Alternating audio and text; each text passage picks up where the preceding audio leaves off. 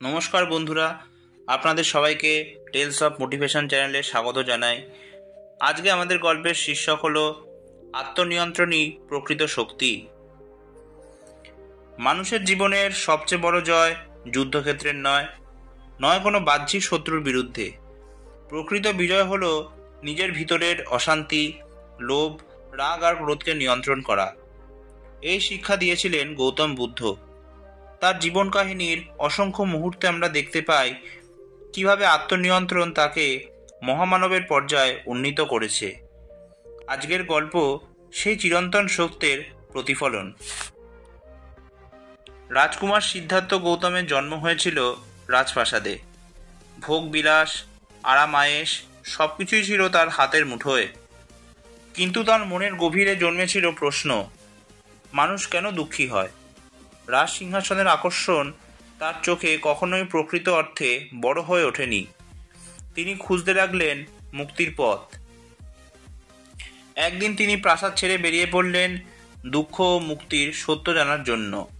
এক হাতে ছিল ত্যাগ, আর এক হাতে ছিল দৃঢ় সংকল্প।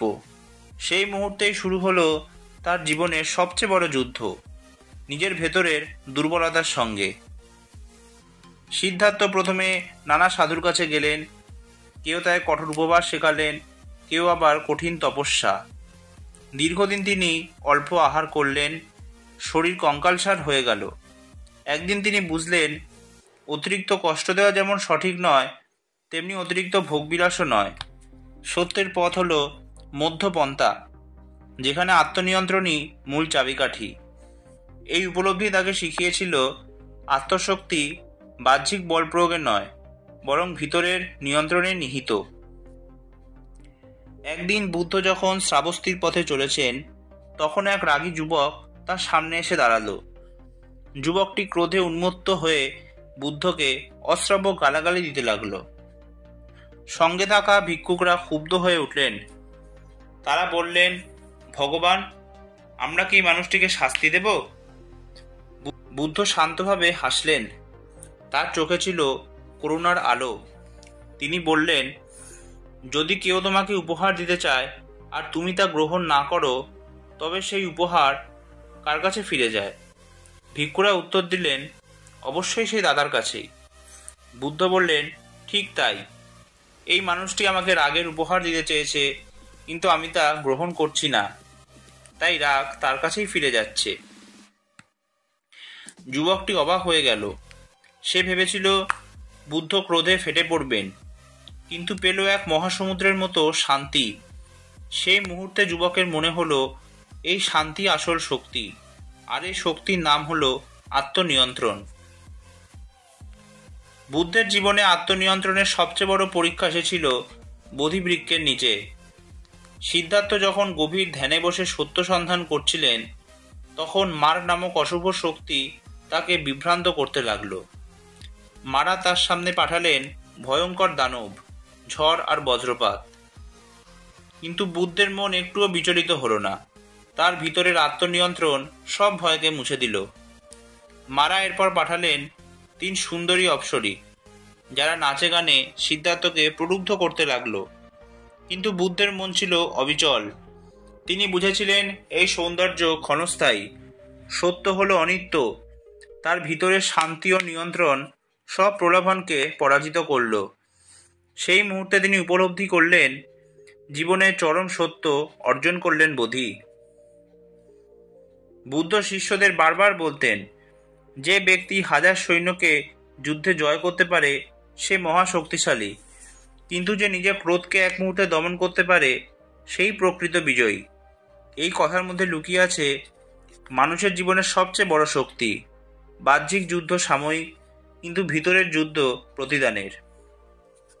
এক গ্রামে এক গৃহস্থ বুদ্ধের কাছে এলেন। তিনি বললেন, ভগবান, আমি প্রতিদিন ছোটখাটো ব্যাপারে রেগে যাই, পরে নিজেই কষ্ট পাই। আমি কিভাবে শান্তি পাব? বুদ্ধ মৃদু হেসে বললেন, ধরো তুমি এক কলসিতে লবণ ফেললে, আর সেই জল কেউ পান করলো, কেমন স্বাদ হবে?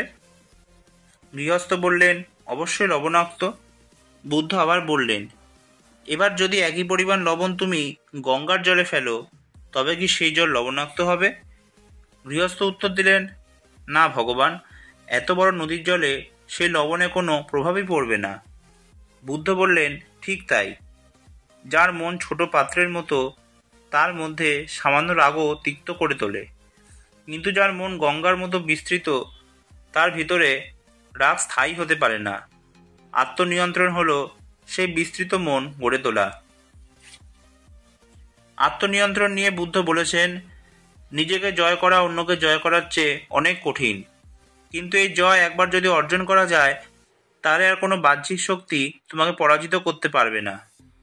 এই বাণী তার সময়ই নয়, আজও সমান প্রাসঙ্গিক। আজকের ব্যস্ত জীবনে আমরা প্রতিনিয়ত রাগ, হিংসা, লোভ, ভয় এসবের সম্মুখীন হই।